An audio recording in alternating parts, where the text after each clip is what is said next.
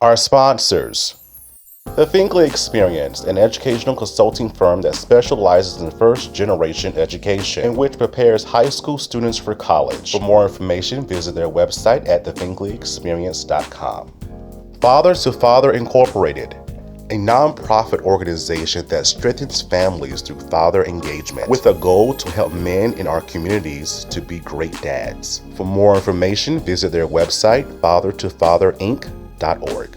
Ablaze Entertainment. The goal of Ablaze is to take emerging artists and develop them to the next level of their career. For more information, visit their website at ablazeentertainment.net.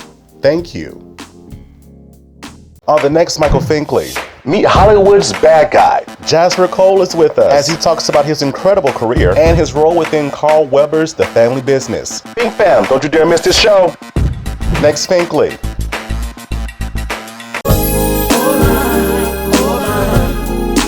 Biggest dream come true. Oh my, it's my biggest dream come true. Oh my. Everybody, welcome to the Michael Finkley Show. Thanks for joining us today. Now, y'all, again, this is season 5 for us. I'm just excited about this season because, again, the new look and we're changing things up, and it's just refreshing. It's refreshing for me.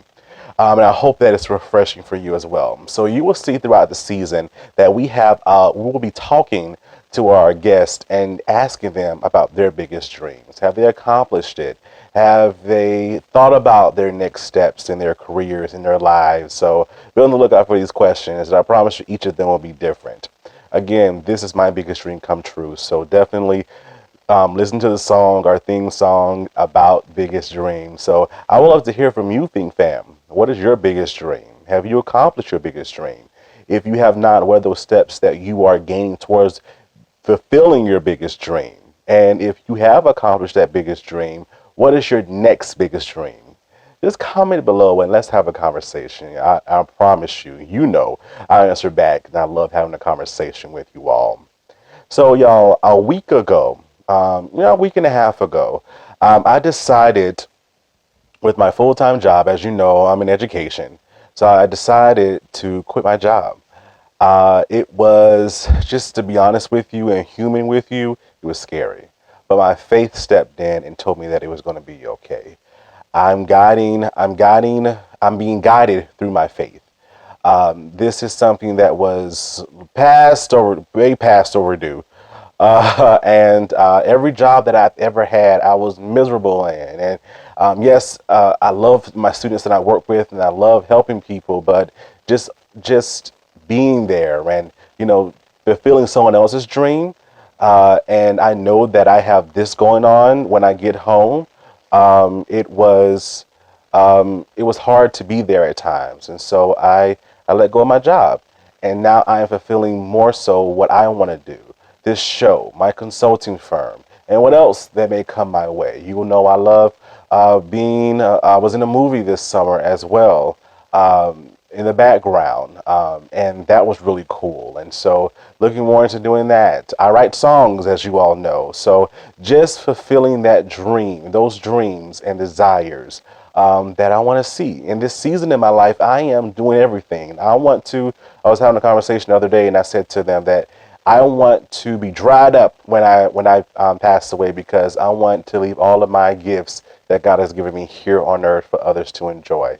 So that's what I'm doing. So pray for me.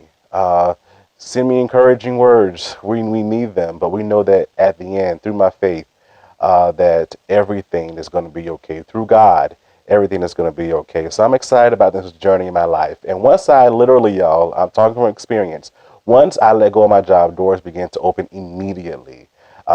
And it doesn't take God all day and all night. So I'm excited about what the future holds. So I will definitely keep you updated of what's going on with me in this arena, and just follow the journey.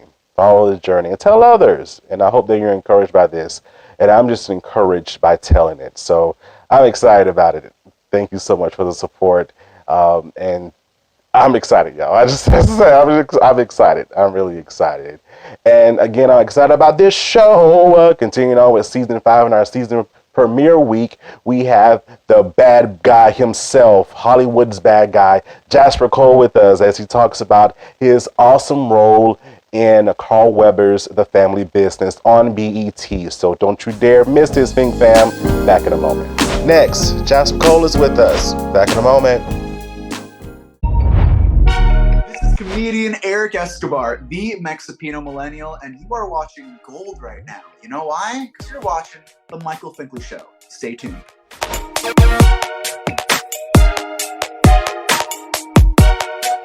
On the next Finkley, Chris and Jeremy are making a difference in the lives of others. With their nonprofit organization, Brothers in Healing, Jeremy and Chris are providing financial assistance towards treatment for those first responders suffering from PTSD and trauma. It's a story you don't want to miss. Next, Michael Finkley.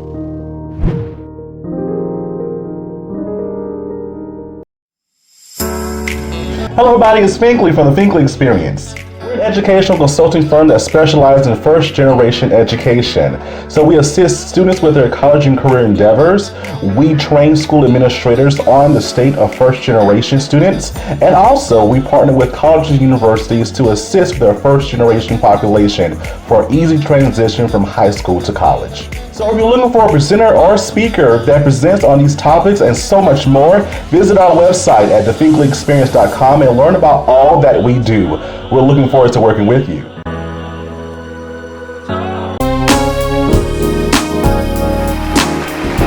Hello everybody, welcome back to the Michael Finkley Show. Now y'all, my next guest, he is the villain that you will love to love. I'm telling you, but you understand that as the interview continues. He is actor Jasper Cole. Jasper, thank you for being with us today. Hey, buddy, how are you? I am super, uber duper well. How are you? Wow. Well, thank you. I feel like I've known you. We just had a brief little chit chat before, and I always feel like I've known you forever. It's a Southern thing. It is a Southern thing. I was just about to say that. Get out of my mind. Get out of my mind. Yeah. A lot of stuff. Wow. There's a lot of stuff in there. A lot of stuff. But we appreciate you. Thank you so much for being with us and just chatting with us for a few moments, sir. We appreciate it. Thank you. Listen, I'm so honored to talk with you, and I've been doing this so long, for so many years, and I'm so grateful. It never gets old.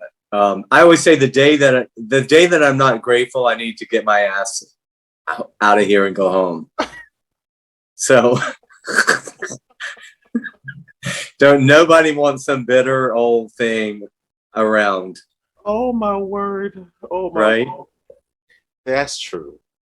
Or young bitter thing. Nothing bitter, period. Nothing bitter at all. Yeah. Nothing bitter. Yeah. Nothing bitter at all. Nothing bitter at all. No. Oh wow. So let's get started. So with your acting, did you always know that you wanted to be in front of a camera? I knew, but I always say I was a closeted thespian, amongst other things. But I was closeted thespian because I grew up the youngest of four boys. I played all the sports, yada, yada, yada. So this was in my own head, but for me, it wasn't like a cool thing to want to do theater and that sort of stuff. I really look back and I hate that. But so I secretively wanted to act, and I got engrossed in television and film, and but didn't do anything on it till after high school. And I moved to Atlanta for 2 years before I moved to LA. But yes, secretively, I'm sure my family would tell you I was performing all around the house, but nobody was paying me for it. Well, not yet anyway, right? Not yet. But yeah, I did. I kind of, it's weird. I used to think everybody sort of knew what they wanted to do. Mm-hmm. And then when it's interesting. The longer I was in LA, and I would meet people, who said, I still don't know what I want to do. And I thought, wow, I was always blessed. Now, I didn't know how I was going to make it happen, what that looked like. Was I going to be able to eat or pay the bills? But internally, I always knew I would be in show business somewhere. Mm-hmm. That's what kept me going. And it keeps you going. At what point, as you were going, did you realize, oh my gosh, I can really make this a career, and I finally made it?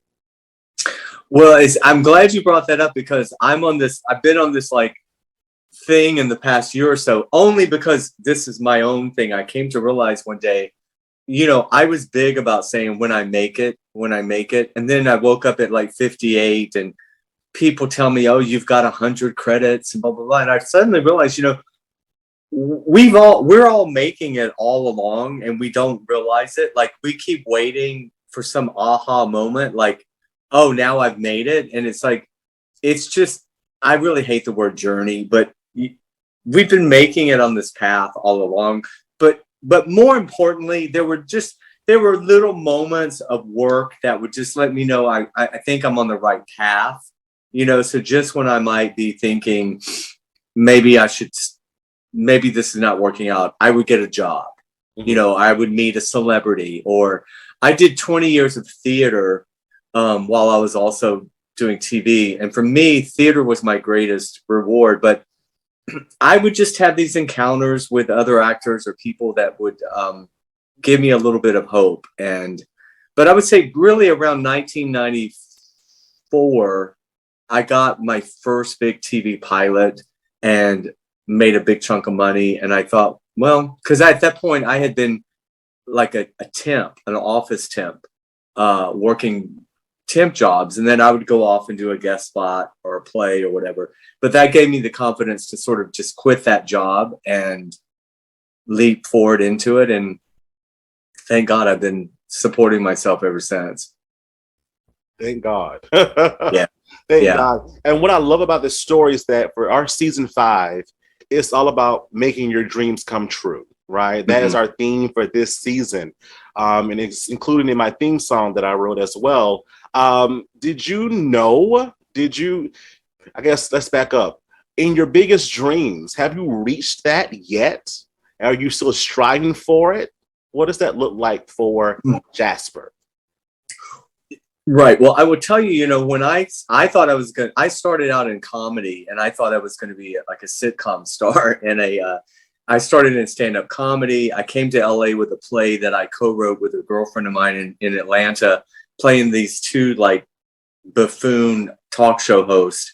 It's interesting because all these years later, I've been doing a podcast for 10 years. So it's like, it's funny how things come full circle. But no, comedy was what I thought I would do. And I did do comedy, but if I had any idea that I would be on this bad boy, bad guy, tough guy, dramatic kind of list, no, I would have never thought that could happen. I've got so much more I want to do, but if it all ended tomorrow, I would say I far surpassed probably what I always just wanted to be a working actor. I never really thought about celebrity was nothing for me. I never wanted to be a star. That was partly my generation going back. We were more about doing theater and doing the work, and not that other generations are not that, but we didn't have the social media then. We didn't have all the great things that younger actors have now, where we could do our own films and do our own videos and stuff like that. So there was a different work ethic, I think. Not saying it was better, but it's just that's all I kind of knew. And so, because listen, I'm not one of those 58-year-olds that's going to criticize the younger generation. I'm smart enough. I want to work with the younger generation. I try to meet the young directors and the young writers because I think that's the future. And I believe that the younger generation can teach a lot of us older people a lot. So in a long-winded answer, I've got a lot more I'd like to still do. I gotcha. What is that next biggest dream? What does that look like for you? Well, it's a little bit of a dichotomy because one thing I'd like to be a series regular. I'd like to be like second or third banana on a 1-hour procedural, but I could play an undercover cop and get to play all the kind of roles I already play. Homeless, drug addict, but I could be doing it as a police officer undercover. I don't want to work so hard that I have to, shoot 12-hour days every day. But if you're just a supporting player on a series, everyone works 1 or 2 days. 2 days a week. Of course, you say that, I put it out there, and then I'll be working 17-hour days. And trust me, I'll do it. I'm all about the coin. I'm a money whore. So you show me $1, I will jump on a plane. I'll get on a train. You know, I used to get on a bus. I'm not doing that anymore. So no, I have standards. Yeah. That part, Jasper, that part. So comfort. Yes, sir. So you talked about this whole bad boy image. You didn't start off that way. How did that become you? Because in real life, you're not like that.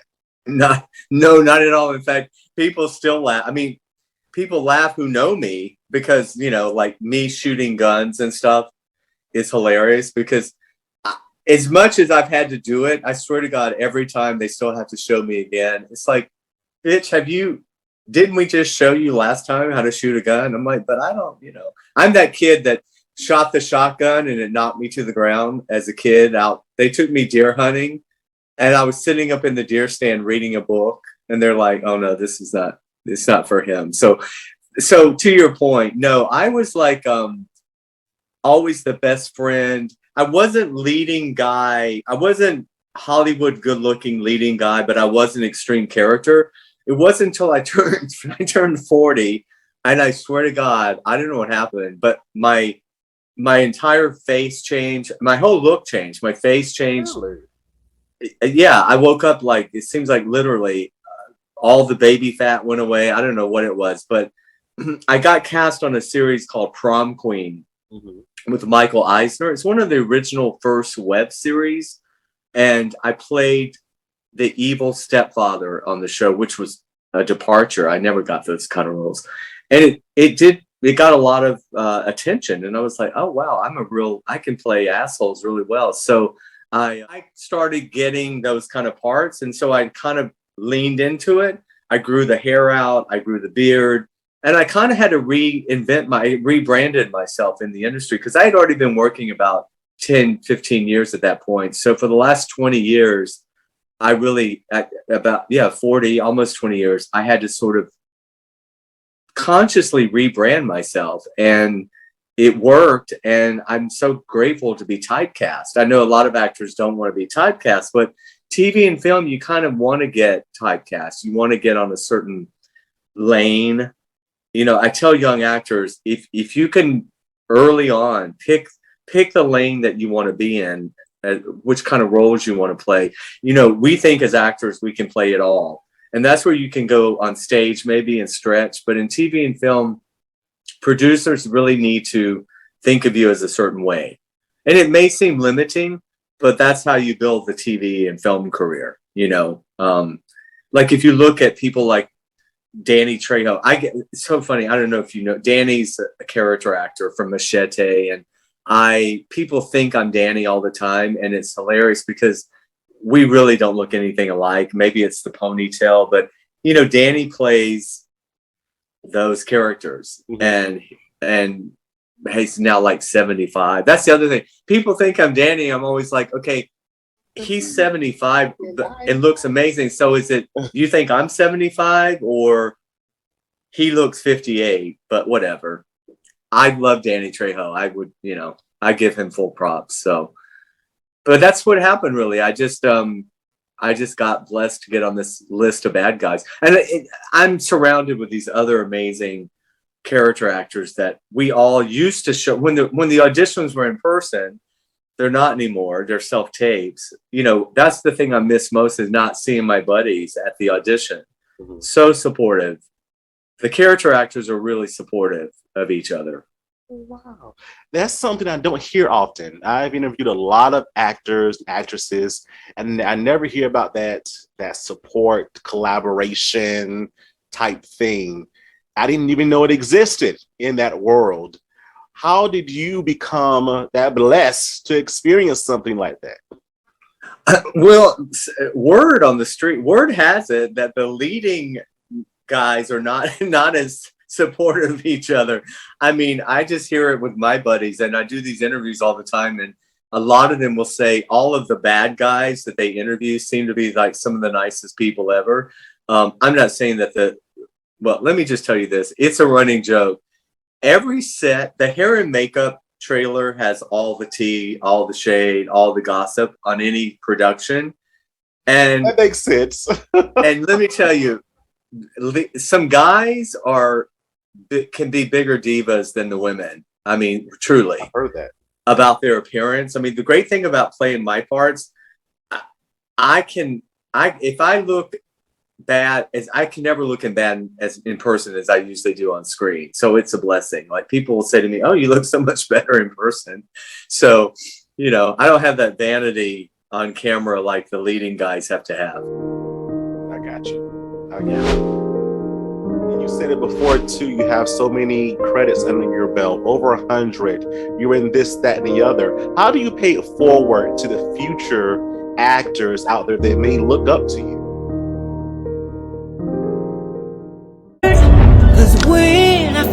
Hello, my name is Jill, and I am a Christian music artist, and you are watching The Michael Finkley Show. Can't give up now, Welcome to Father to Father.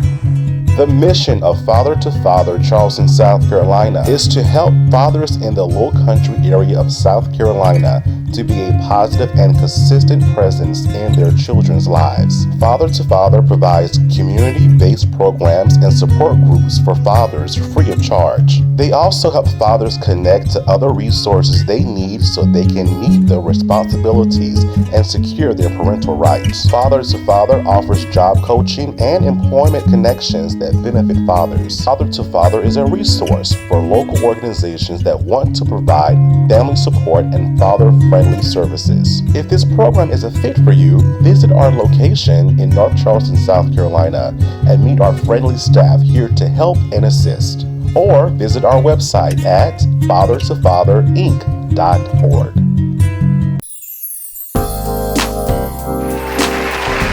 You said it before too. You have so many credits under your belt, over 100. You're in this, that, and the other. How do you pay it forward to the future actors out there that may look up to you?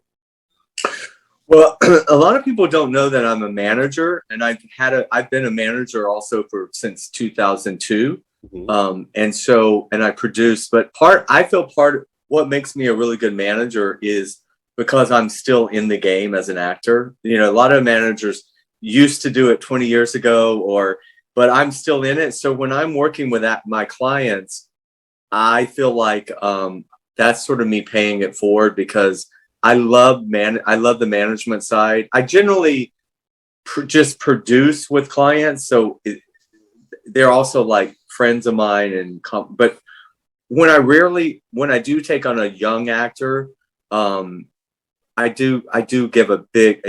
I don't have kids myself, and I often say I'm not paternal. But then people tell me, "But Jasper, you kind of are with your clients." I was a psychology major, and I often say I have an AA from a junior college. So, right, DeKalb Junior College is not even there anymore.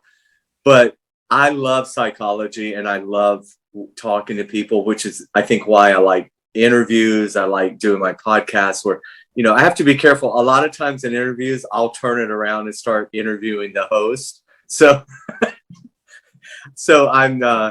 I think that's how I try to pay it forward, is just giving my opinion, helping other actors with what I've gone through, Understandable. That's the best type of learning, I feel, through experience. And if you love to interview me, I would love that. I'd love to have you on my show. We'll talk about that later. I love it. Yeah. So, like I said, you stay working. I was watching an interview of yours, maybe not too long ago, and you say that you classify yourself as like a white Jamaican because you always have a job. Because I have so many jobs. You have so many jobs. I love it.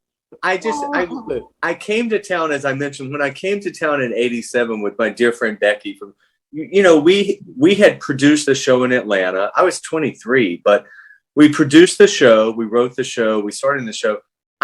That's kind of how I started. And then we came to LA and we did it ourselves. So I just always was wearing all these other hats. And so for me, it's always a joy when I just can show up as an actor on something, especially if I'm not producing. You know, the walls can fall down. If it's not my production, I'm just sitting over here going, don't call me. I had nothing to do with it. But I'm a little bit of a control freak, I guess. And I like, it also keeps me from waiting by the phone, waiting for work. I'm an entrepreneur myself. I can't just wait for someone to give me work. So I think I try to create stuff. I like being on from the beginning of a project and watching it come together from the beginning. Okay, I can definitely understand that. I'm the same way. Like, yeah, you're doing your own thing. Yeah, so many times, I wanted to do radio, and wanted to do things in the media world, but a door was always closed in my face. So I'm like, you know what? I was going to create my own. You have a great voice, by the way. You have a great voice for voiceovers. Thank you so much. That's something else I want to do. Oh my gosh. Well, we should talk about that. I just fell into voiceovers during COVID. I mean, I wasn't really pursuing it. It's a long story, but the great thing about voiceovers now, remember, there was a time when they wanted character voices and they wanted all these cartoons. Really now in the voiceover world, they just want people's natural voices. It's weird because on camera, I play the bad guys, but in my voiceover career, I play the nice guys. And so my voice doesn't always match my look, which helps. It helps me sometimes on camera, but it's just weird. Now in the voiceover world, I get to play like the nice guy and the father and the teacher. And so but there is a whole great world of voiceover, and it's not as closed and cliquish as it used to be. Yeah. Atlanta has a great voiceover market as well. Oh, wow. Yeah. And you're close to there, right? Yes, I'm like 4.5 hours away. Well, I mean, Atlanta is South Hollywood now. I mean, it is. I have an agent there. Clients of mine have agents there. It's just weird because I left there in '87. There really wasn't work, and so I moved here. And it's still so hard for me to wrap my head around like how much work is there. When I go back to work there, it's still bizarre. I love it, but it's kind of like, oh wow, but it's kind of like I have friends that grew up in LA, and for them it's a similar thing. It's rare that you meet native LA people because everyone comes here from other places. Right. But the other day I thought, well, Jasper, it's just like Ralph, your friend. He grew up here. Hollywood's right here. He went to Beverly Hills High. He probably feels that way about LA as well. But yeah, Atlanta has really exploded. Yeah. I'm trying to get my piece of the pie, as they say. Well, the good thing too is you don't have to be there. You can be, as long as you're accessible to get there. I mean, now with self-tapes and stuff, you could pretty much be anywhere as long as you can get yourself where the job is. Right. Which is great. We're trying our best, Jasper. Oh, we're trying our best. And you just did you do the class with Rolanda Watts? I did the class with Rolanda, and I've known Rolanda outside of voiceover as well. I mean, she did my podcast, and of course I knew Rolanda when she had her talk show in the 90s. She was positioned to be the next Oprah. She had the King World show. Rolanda knew to get on in there, stay long enough to get those coins and get on out. But she's amazing. So what happened was right at the beginning of COVID, I got cast in a dramatic audio podcast series called The Church of Mike, and I played the lead Mike. And this is like, you do the series on audio without the camera. And I'm telling you, it was just like the most amazing thing ever. It just opened up, not having the camera there and just having your headphones. And so from that, my agent in Atlanta started submitting me for voiceovers. And then she was like, you really need to take a great voiceover workshop. And it's almost like, I don't believe there are any accidents in life. Right after that, Rolanda just happened to send me the next workshop was starting or something. And I said, wow, what's going on with the voiceover thing? She goes, no, Jasper, I'm telling you, you got a great voice, you know, you need blah, blah, blah. So I took her class and I've just been working ever since. I had 2 voiceover auditions this morning. You know, here in LA, I go back in the closet. I have to get in the closet, put the blanket over my head, didn't think I'd be crawling back in the closet. But I have to get in there and put the blanket over my head and do the auditions. And you just send it right in. It just shows your versatility, though, right? And what you do in this world. Like I said, you've been busy. You have been so busy. I've been blessed. Currently blessed. I love it. And we probably like you. But one in this season, you are doing the family business, BET's on BET. I just had Darren Whit-Henson on last season, and he talked about his role. How so has that great. been for you? He's great. Yeah, he's great. Really formidable. Well, I joined the show last season in season 3. And the running joke is, you know, I rarely survive anything. My characters usually get killed always. I mean, I have a reel of just death scenes that go on forever. So, I was amazed that they brought me back for season 4. And so, yeah, so season 4 dropped last week. And yeah, Corey Black, I played the head of a Pittsburgh biker gang. Ernie Hudson's character, LC, by day, they own an exotic, upstanding car dealership, but really he's a drug dealer with an underground cartel. And so he has a group of other dealers that he works with. And I represent the Pittsburgh gang. And Corey's really just a horrible person. And I introduce a new drug into the scene, and it causes all kinds of chaos. Last season, it didn't go so well, and I don't think it went too well for Corey this season, but people will have to just tune in to see how it goes by butting heads with LC. I don't think Corey came out too well, but we'll see. But Darren, that whole cast is amazing. Darren, I mean, you know, on a set, number 1 on the call sheet, that person sets the tone of the set. And Ernie Hudson is just the greatest. I mean, no drama, totally chill. Talk about an OG who's done it all. And also people don't get to see him doing a lot of drama. So that's what I loved about when I was a fan of the show before. I know the producers really well. I've worked with them. My dearest client, Denise Boutte from Meet the Browns and Why Did I Get Married? We've been together 20 years as manager and client. She's also on the family business. And so through her, I'd gotten to know all these people before. So and they really are kind of a family there. You know, it's tough material and it's gritty and all that, but Carl Weber, who writes it, I don't know how he keeps all these storylines, because there's like 20 different storylines. And some of the characters, we never interact at all. We never cross over. So kudos to Carl, because he keeps all these balls in the air on the show. But I'm blessed to come back is the bottom line. Well, we hope that you stay. Well, I hope so. We'll find out by watching this season. I might be have another scene for that other reel I talked about, but I don't know. We'll see. But we'll see. I know you have something else under your belt. What else are you working on besides this project? Film coming out called Fall, Fall. And this was my first job during the pandemic. We started this August of 2020. No testing, no vaccines then.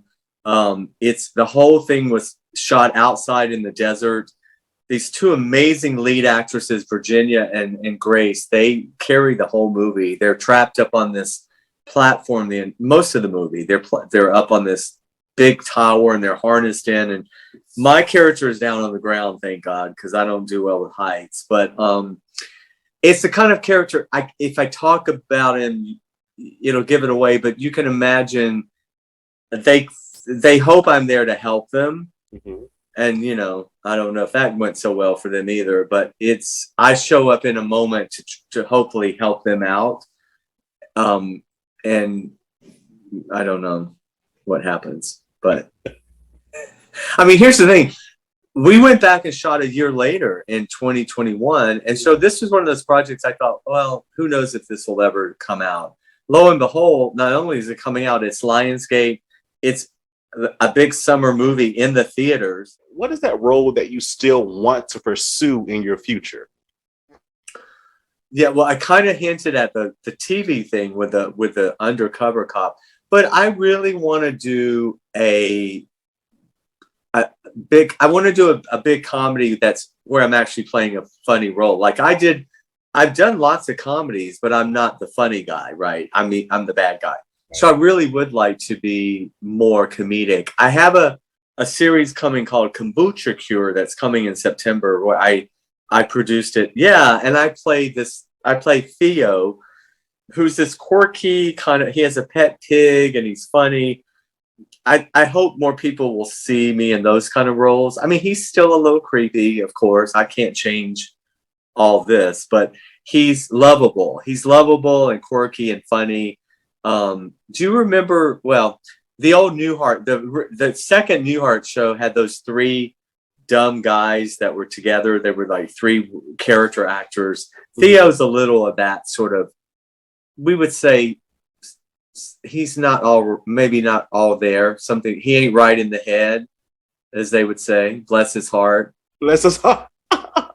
Bless Theo's heart. There you he go. means well.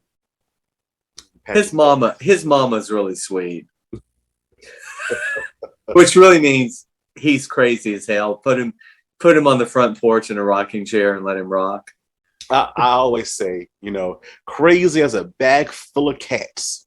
What was that? Crazy as a bed bug, too. My grandmother used to say. It's like, okay. Are there smart bed bugs? I guess. I didn't know. Are bed bugs crazy?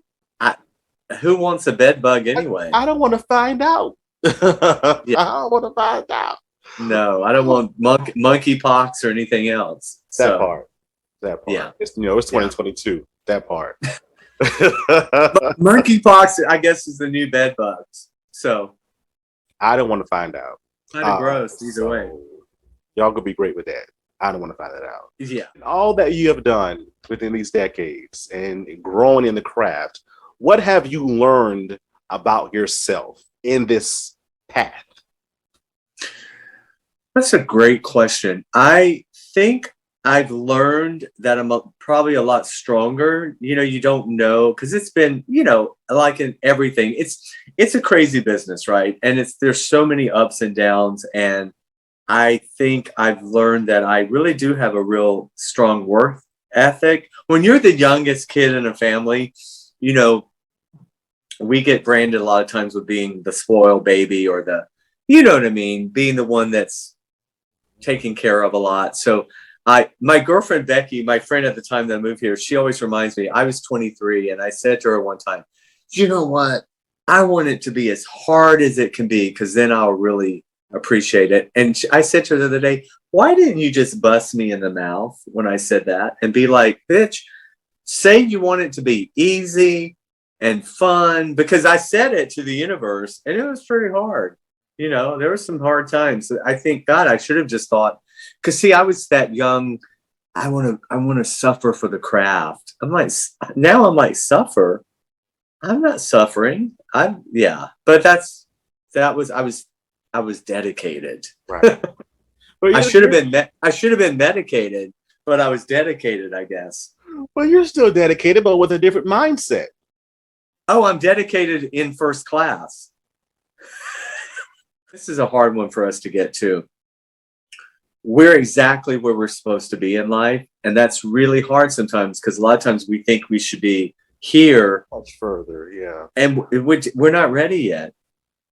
I mean, and so back to where I said, if this is where we're supposed to be, then please be in it and take all that in.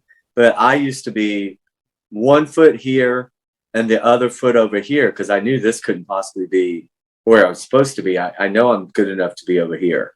So it's back to that whole thing about just enjoying the moment. Yeah. I just had a conversation about that with one of my fraternity brothers, and he put this into perspective for me. He said, we worry about the past, right? The past is worry. The future, you're anxious, but your present brings peace. Peace.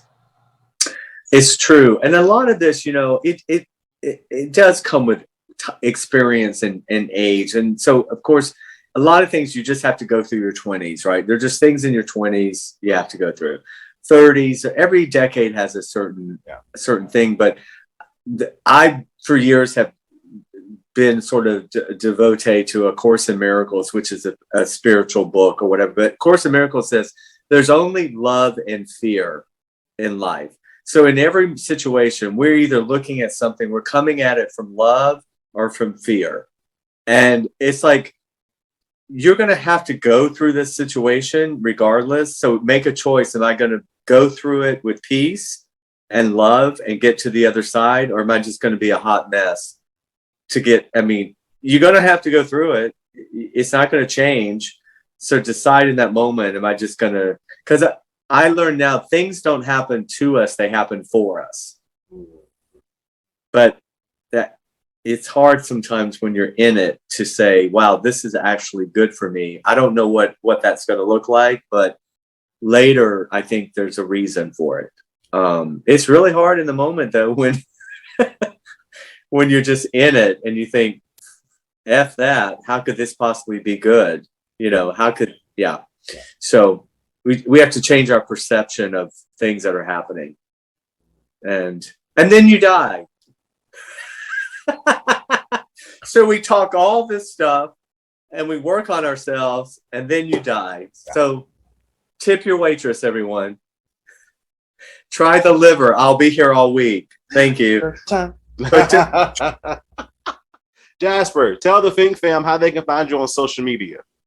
Well, pretty much I'm at Jasper Says, SAYS on Twitter and Instagram, and I have a Facebook page. My podcast, One-on-One with Jasper Cole, has all those pages.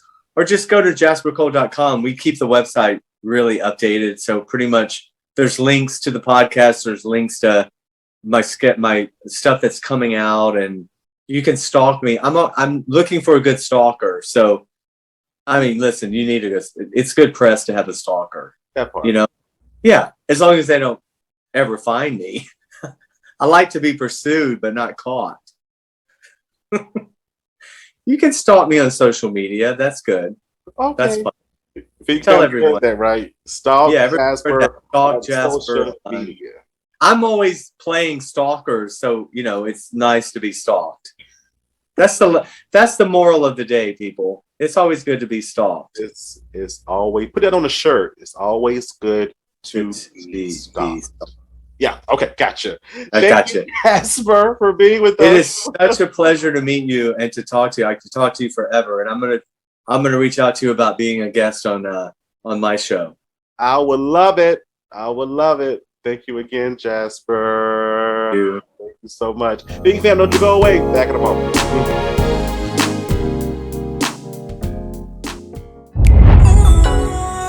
Hey guys, I'm Otis. And I'm Charlie. From Put a Ring on It, and you're watching the Michael Finkley Show.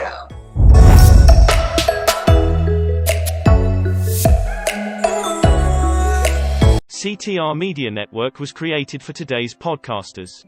We provide a safe haven for content creators that are everyday people doing extraordinary things. We have a system of positioning, monetization training, coaching, and support for our podcasters' success. CTR Media Network simply bridges that gap with a level playing field for your dreams to come true cost effectively. Our team provides a premium service and experience for our podcasters to grow. CTR Media Network provides access, support, resources, coaching, and community for our podcasters to win, if you put in the work. We believe that we are living in a unique time which requires you to share your message of hope with millions of people around the world. Remember that the world is never too saturated for you, your voice and message. A platform for positive impactful media where the content creators are in the driver's seat. Visit our website today by going to www.ctrmedianetwork.com. On the next Finkley, Chris and Jeremy are making a difference in the lives of others. With their nonprofit organization, Brothers in Healing, Jeremy and Chris are providing financial assistance towards treatment for those first responders suffering from PTSD and trauma. It's a story you don't want to miss. Next, Michael Finkley.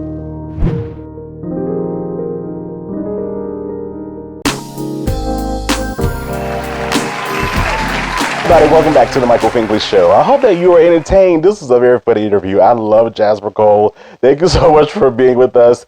And y'all, if you haven't already, catch him on this season of Carl Weber's The Family Business on BET. Y'all, you won't be disappointed, I promise you. Thank you, Jasper, for being with us and just telling us your story in your own words. We appreciate you. You got a brother for life. You're going to come back too. And I'm going to be on his show, so be on the lookout for that in the future as well.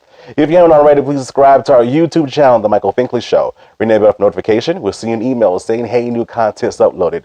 Please listen to us on Spotify and Apple Podcasts. And for more information about what we do, visit our website, michaelfinkleyshow.com. Of course, y'all, we're on U42 as well, and then also on RokuTV, so check us out. Thank you so much for watching us, and guess what? See you next time.